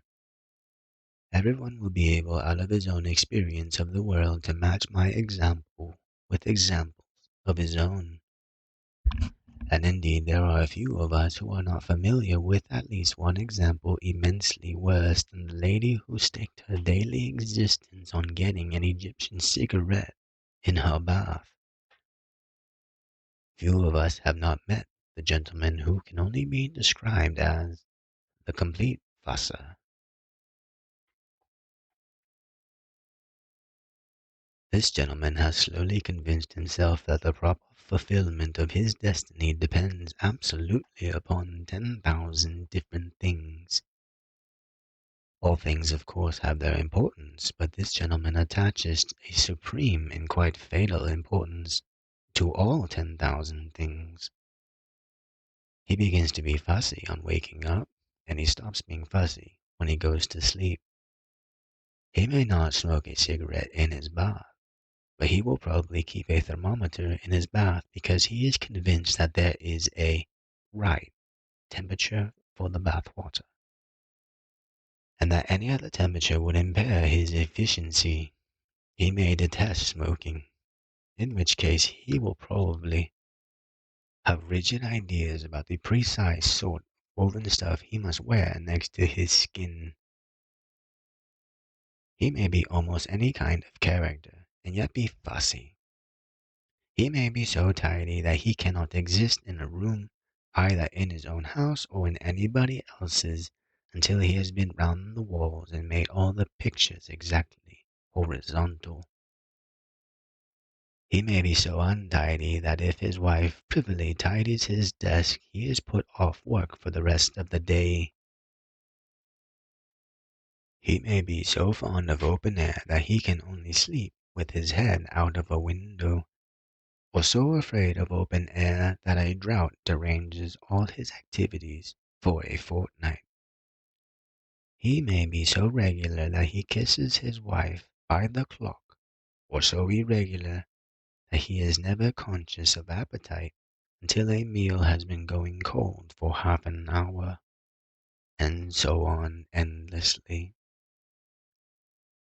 But whatever he does and thinks under the conviction that if he did and thought otherwise, the consequences would be disastrous to himself if not to others. Whereas the truth is that to change all his habits from morn to eve would result in great benefit to him. He spends his days attaching vast quantities of importance to a vast number of things, whereas the truth is that scarcely any of the said things are important in more than the slightest degree. He is the victim of not one delusion, but of hundreds of delusions, and especially the grand delusion that the world is ready to come to an end on the most trifling provocation. But there is no hope of him being sent to join the poached egg in the lunatic asylum. His friends are content to say of him, "He's rather a particular man." True, his enemies scorn and objurgate him, and proclaim him pernicious to society. You naturally are his enemy, and you scorn him. But you should beware how you scorn him, because you may unconsciously be on the way to becoming a complete farsa yourself. All of us, or at any rate 99 of every 100 of us, have within us the insidious microbe of fussiness. The way to becoming a complete farsa is obscure at the start of it. To determine the predisposing causes to fussiness would necessitate volumes of research into the secrets of individuality and the origins of character, and would assuredly lead to no practical result, because these creative mysteries lie beyond our influence, at any rate for the present. A man is born with or without the instinct to fuss. That must suffice for us. Nevertheless, the real instinct to fuss ought not to be confused with perfectly normal impulses which may superficially resemble it. Thus it is often assumed that domestic servants as a class are fussy, especially about their food. I can see no reason why domestic servants as a class should be fussy, and I do not believe they are. What is mistaken for fussiness in them is merely the universal human prejudice against anything to which one is not accustomed. Laboring people are, unfortunately for themselves, used to a narrow diet. 100 comestibles, which to their alleged superiors may seem quite commonplace, are fearsomely strange to the laboring people. A rural girl goes to serve in a large house. She is offered excellent fish, and she refuses it. She can't fancy it. Whereupon the mistress exclaims upon the astounding fussiness of the poor. The explanation of the affair is simply that the rural girl has never had opportunity to regard fish as an article of diet. Similar phenomena may be observed in children of even the superior unfussy classes. And for another instance, gardeners will grow the most superb asparagus, who would not dream of eating it, and could scarcely bring themselves to eat it. For them asparagus is not a luxury, but something unnatural in the mouth, like snails or the hind legs of frogs. Snails and the hind legs of frogs are luxurious in various parts of the world. The Anglo-Saxon maid-scorning mistress would certainly recoil from them if they were put on her plate, and in so doing she would not lay herself open to a charge of fussiness. Yet in recoiling from them she would be behaving exactly like the rural maid whom she scorns. Nor must fussiness be confused with certain profound and incurable antipathies, such as the strong repulsion of some individuals for cats, apples, horses, etc. The real instinct to fuss can always be distinguished from the other thing by this. The real instinct to fuss is progressive. If it is not checked with extreme firmness, it goes steadily on its way. And though the start of the way to becoming a complete fusser may be obscure, the later portions of the journey are not so obscure. Pride, if not conceit, presides over them, and is always pushing forward the traveler from one abnormality to the next. Thus a man discloses a dislike to black clothes. His aunt dies at a great distance and leaves him some money. His wife asks him, "Shall you wear black?" He answers with somewhat pained dignity, "Darling, you know I never wear black." He is now known to himself and to his wife as the man who will not wear black. Then his father dies in the same town where the son lives. The objector to black will have to attend the funeral. After a little conversation with him, the wife says to friends, "You know Edward objects to black. He does, really. He never wears it, and I'm afraid he won't wear it even for his father's funeral."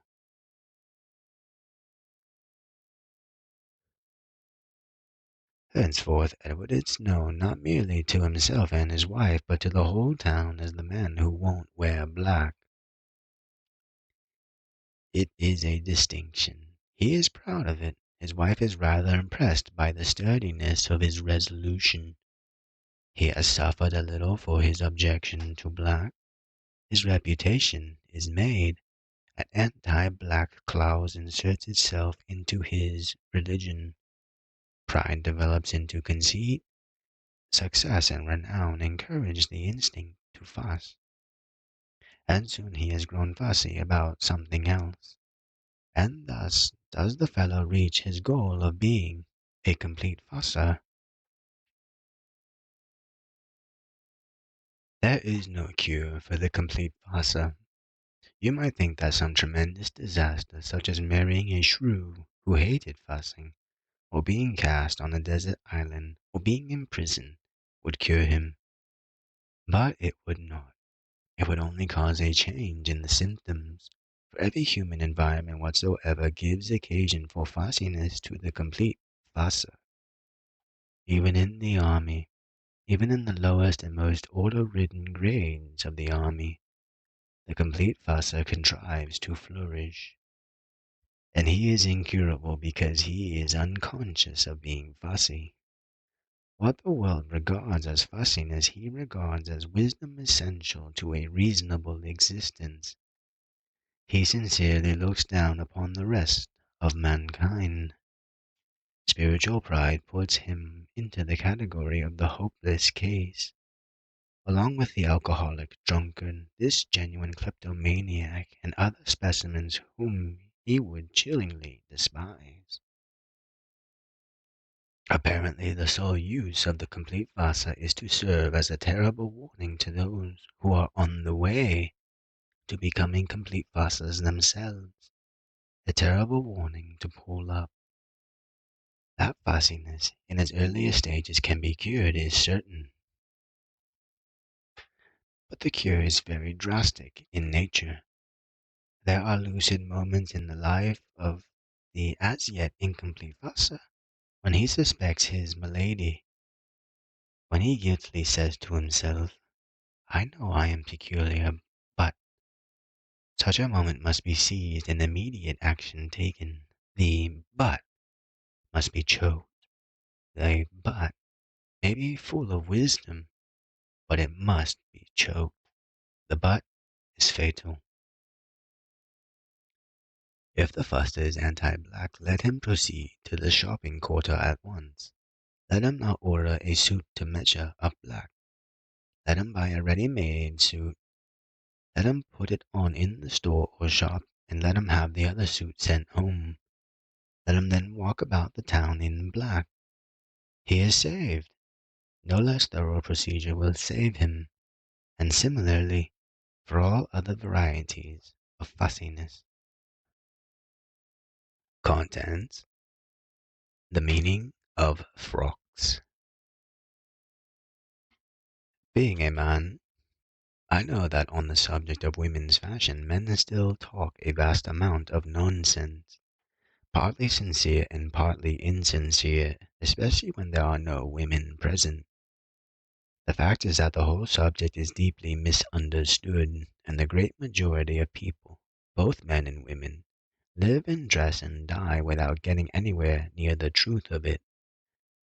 Men try to explain the feminine cult of clothes by asserting that women as a sex are vain. It is a profound truth that women as a sex are vain.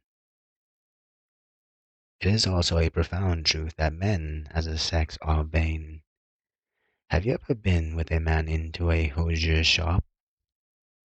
If you are a woman, you certainly have not, because though a woman is often glad to be accompanied by a man when she is choosing her adornments, a man will not allow a woman to watch him at the same work. Fashionable dressmakers are delighted to welcome the accompanying man, but at the sight of a woman in his establishment, the fashionable hosier would begin to fear for the safety of the commonwealth. Even if you are a man, you probably have not been with another man into a hosier's shop. Men prefer to do these deeds quite alone. They shun even their own sex. The shopman does not count. Why this secrecy? The answer is clear. Men are ashamed of themselves on such occasions because on such occasions their real vanity is exposed. Tailors, hosiers, and hatters are a loyal clan, but it must be admitted that they all have a strange look on their faces. That look is due to the revelations of male vanity which they carry locked eternally in their breasts. To these purveyors men give themselves away and are shameless before them. The ordinary man well knows that he is vain. Besides, you can see him surreptitiously glancing at himself in the shop windows any day. And in some American periodicals, there are positively more advertisements of men's finery than of women's. Again, men try to explain the feminine cult of clothes by asserting that women are like sheep and must follow one another. But one does all must do. This argument is more than insincere. It is impudent. For women show much wider originality and variations of attire among themselves than men do among themselves. Half a dozen average, well-dressed women will be as different from one another as half a dozen flowers of different species. You could distinguish between them half a mile off. But half a dozen well-dressed men would be indistinguishably alike if you decapitated them. It is notorious that men are the slaves of fashion. If a new shade of cravat or sock comes out, the city will be painted with that shade in less than a week. One year every handkerchief is worn in the sleeve.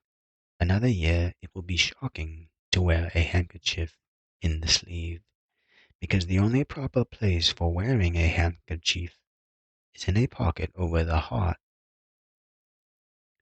At the slightest change in the fashionable diameter of the leg of a pair of trousers, every man with adequate cash or credit will rush privily to his tailor, and in 60 hours a parcel will arrive at the man's home marked "Very urgent.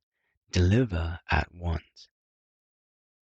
Men have a perfect passion for being exactly like other men, not merely in clothes, but in everything. So much so that they cannot bear to think that there are men unlike themselves. Thus men will form clubs of which all the members are alike in some important point, so that while they are in the club they will live under the beautiful illusion of universal resemblance. They loathe opinions which are unfashionable, or unfashionable in their particular set and environment. They will not even read about such opinions if they can help it. They are ready to imprison or kill, and often actually have imprisoned or killed the holders of such opinions solely because they are not in the fashion. And could a man with a bag wig walk down the Strand or Fifth Avenue without having it knocked off or being arrested for obstruction? He could not. Nevertheless, a bag wig is less preposterous than a silk hat. Yet again, men try to explain the feminine cult of clothes by asserting that women as a sex really enjoy the huge task of dressing, and really enjoy spending money for the sake of spending money, and have no brains above personal embellishment. All these arguments are patently ridiculous. To very many well-dressed women the task of dressing is naught but a tedious and heavy burden.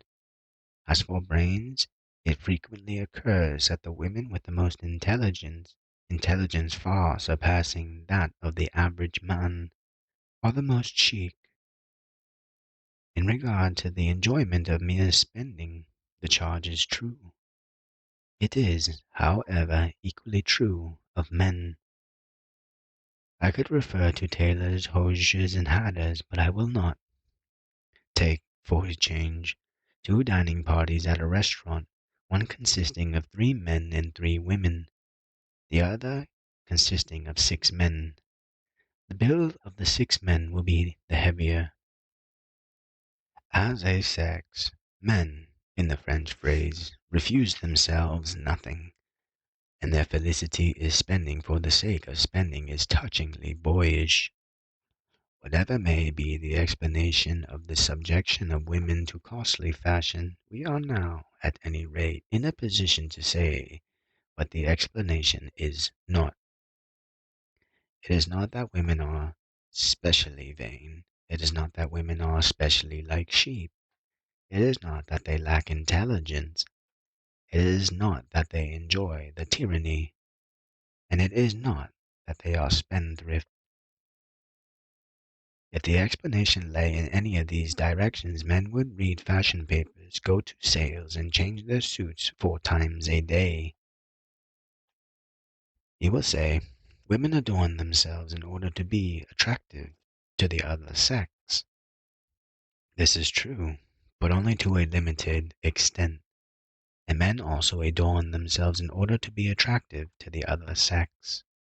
Moreover, a woman who has found the man of her desire and is utterly satisfied therewith will still go on adorning herself, even though the man in question has made it quite clear that she would attract him just as strongly in a sack as in a poiré gown. Further, some fashions do not attract, they excite ridicule rather than admiration, yet they are persisted in, and women of the classes who do not and cannot cultivate fashionableness succeed at least as well as the other women in attracting men, even when these men by reason of laborious lives have almost no leisure for dalliance. The truth is that the competition among women for men is chiefly a legend, not wholly. There are more women than men, but not many more. Women want marriage more than the men want marriage, but not much more. Competition is by no means so fierce that women have to perform prodigies of self-ornamentation in order to inveigle a fellow creature so simple that he worries about the tint of his own necktie and socks. And the idea of such a phenomenon is derogatory to women. After all, nature has the business of sex attraction in hand, and she is not dependent on fashions. Long before fashions had been evolved, she managed it precisely as well as she manages it today. She relies not upon textile stuffs, but upon the stuff that dreams are made on, namely glances, gestures, actions, and speech.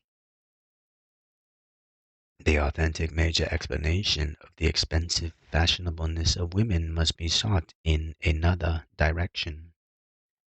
As usual, and or at the bottom of the affair, when women gloriously dress herself up to go out, she does so in order to prove to the world something which man wants to be proved to the world. In old days, the two attributes which man held in the highest esteem were wealth and idleness. To be poor was shameful, and to work for a living was shameful. Man, therefore, had to demonstrate publicly that he was neither needy nor industrious. One of the best methods for demonstration was costume, and the costume of the successful man in those days was very expensive, and so gorgeous and delicate as to make toil impossible for him. The time came when man ceased to be proud of his own idleness, and his costume altered accordingly. Then the duty of demonstrating wealth and idleness by means of costume fell on women. Man could not do the demonstration on his own person. He was too busy, and hence he employed the lady to be expensive on his behalf. Such was her function, and still is her function. The Route de la Paix is based firmly on the distant past. Assuredly long years will elapse before feminine costume ceases to be used as a demonstration that man possesses the attributes that are most admired. Estates demonstrate the possession of those attributes, bonds demonstrate the possession of those attributes. But estates are a fixture, and bonds are kept in a safe.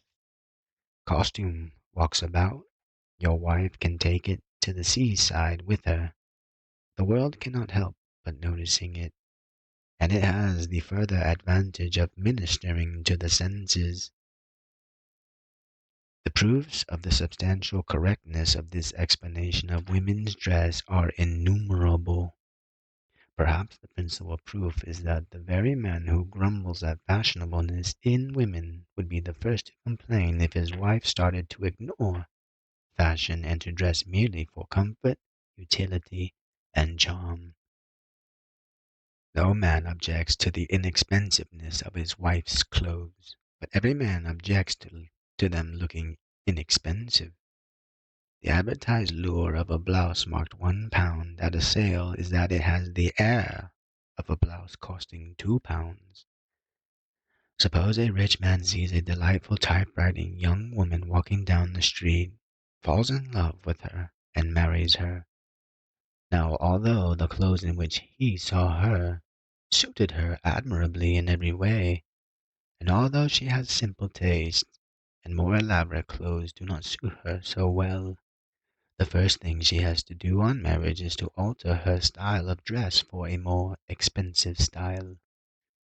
Otherwise, the man will say, I don't want my wife to look like a clerk. In other words, I insist on my wife demonstrating to the universe that I possess wealth and can afford to keep her idle on my behalf. Even in small provincial towns where personal adornment is theoretically discouraged, and where people preach the entirely false maxim that externals don't matter. Even there, the theory holds good. The middle class wife will have a sealskin coat before she has her automobile. Fur coats are detestable garments to walk in, but real sealskin is a symbol which cannot be denied. And it is as important that the costume should prove idleness as that it should prove wealth. Hence the fragility of extremely fashionable costumes and their unpracticalness. The fashionable costume must be of such a nature that the least touch of the workaday world will ruin it. And it must go beyond this. It must be of such a nature that the wearer is actually prevented by it from her full and proper activity. An unconsidered movement would rip it to pieces. Rich Chinese males till recently kept their fingernails so long that it was impossible for them to use their hands, and they maimed females so that they could not walk. Both sexes were thus rendered helpless, and the ability to be futile was proved like a problem of Euclid. We laugh at that. Crinolines were admirably designed to hinder honest work, and we laugh at crinolines too. But we still have the corset, though the corset is not the homicidal contrivance it once was. And we have the high-heeled shoe, higher than ever. You say, but women have high heels to increase their apparent height. Not a bit. All women whose business it is to demonstrate idleness to the universe wear high heels, because high heels are a clear presumption that the wearer is not obliged really to exert herself. If a woman with a rich husband is so inordinately tall that she is ashamed of her height, she will wear high heels to prove that her husband is rich. And, not to be outdone, the delightful typewriting girl walking down the street at 8:30 a.m. will also wear high heels, and each hurried step she takes is a miracle of balance, pluck, and endurance. Life is marvelous. You will say, life may be marvelous, but these revelations about human motives are terrible, and they depress us. They ought not to depress you. The saving quality about human motives is that they are so human, and therefore so forgivable. And be it remembered, I have not asserted that the demonstration of wealth and leisure is the sole explanation of fashionableness. I have already referred to the desire to be attractive, and to this must be added the sense of beauty, which is nearly allied to it. The woman who bedecks herself is actuated by all three motives. The motive of ostentation to satisfy primarily the man, the motive to attract, and the motive to satisfy the sense of beauty. As regards the last, it may be said that the sense of beauty does not regularly improve in mankind, like, for instance, the sense of justice. No feminine raiment has ever equaled the classic Greek, which was not costly. But then the Greeks were not worried by too much wealth, and the Greek dress would be highly inconvenient without the Greek daily life, and especially without the Greek climate. And I doubt if nowadays we should care greatly for the Greek life. Still, the sense of beauty does emphatically exist among us, and the desire of women to be attractive is quite as powerful as it was in the time of Aspasia. These two motives are constantly, and often victoriously, fighting against the motive of ostentation, and it is probably the interplay of the three motives that produces the continual confusing and expensive changes of fashion, as has been well argued by the Professor Franklin Henry Giddings, one of the most brilliant social philosophers in the United States. But all this must be altered. The ardent among you will cry. In future, women must dress solely to be attractive and to satisfy the sense of beauty. Well, they just won't. Men will never allow it, and the women themselves could never agree to it. Costume will always be more than costume. Costume is so handy and effective as a symbol of something else, and that something else will always be success. When wealth ceases to be the standard of success, then costume will cease to be employed as a proof of wealth and not before. Meanwhile, we must admit that if the possession of wealth has to be proved to the world, it could not be proved in a more charming and less offensive way than in the costumes of women. The spectacle of a stylish dress stylishly worn is extremely agreeable. The spectacle of a room full of stylish dresses stylishly worn is thrilling. He among you who has never been to a ball should go to one and try the experience for himself. Leisure, the ability to be idle and useless, is still to a certain extent a standard of success in life, but not anything like so much as in the past. People are gradually perceiving that to be idle and useless is vicious. Hence the unpracticalness of women's costumes will gradually decrease. Beyond question, high heels, for example, will vanish from our pavements and from our drawing rooms. I even have hope that women will one day wear dresses which they can put on and fasten unaided without the help of one, two, or three assistants. But such changes will arrive slowly. You cannot hurry nature. It is a great truth that the present is firmly rooted in the past. It refuses to be pulled up by the roots, futile to announce that you will in future be guided by nothing but common sense. Whose common sense? Common sense is a purely relative thing. The common sense of the past often seems silly to us, and the common sense of the present will often seem silly to the future. The progress of mankind is an extraordinarily complex business. It cannot be settled in a phrase. Nothing in it is simple. Nothing in it is unrelated to the rest. Everything in it has a reason which will appeal to true intelligence. And men should bear this in mind when they talk lightly and scornfully and foolishly about women's fashions. To conclude, let me utter one word about the secret fear that lies always at the back of most men's minds. The fear that such and such a change in the habits of women will destroy their femininity. This fear is groundless. Femininity, thank heaven, is entirely indestructible. It will survive all progress and all revolutions of taste.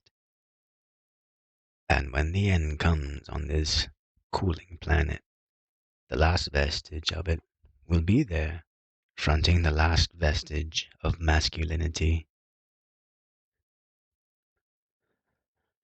This is my presentation of my conclusion on self and self-management by Arnold Bennett. To quote, the people to whom the works come, and then the people who have to seek the works. I mentioned in the concluding portion of the entry, Friendship and Happiness, that the mind likes to create a void between 2 points of uncertainty. Mr. Bennett gives us a binary expression here. I can think of many others. Leader or follower, winner or loser, teacher or student. In innovator, or imitator. And then he introduces the ego, a catalytic power of time vitiating potentate. Nature abhors a vacuum, a concept attributed by Aristotle. My point is voids are natural, and nature will fill them regardless. Therefore, your mental capital need not be overexerted in trying to control the loop. Just because you may want to engineer the most ideal exit. Now conscious of the instances of voids, what identities might they take? Tendencies, thoughts, environmental circumstance? Scientists are going to spend tremendous sums of money, at least during my lifetime, and perhaps beyond, to obtain truth about black holes. Principal parameters of definition. Can you afford to define the parameters of the voids you perceive yourself in? Define them to understand. Then you may understand where to refine your efforts for change. And if you cannot define them, you may realize you need not be in this void. You may gravely realize that you have grown comfortable in your position in particular voids. Be wary of the illusion of simply being one that survives the madness, becoming officially minded.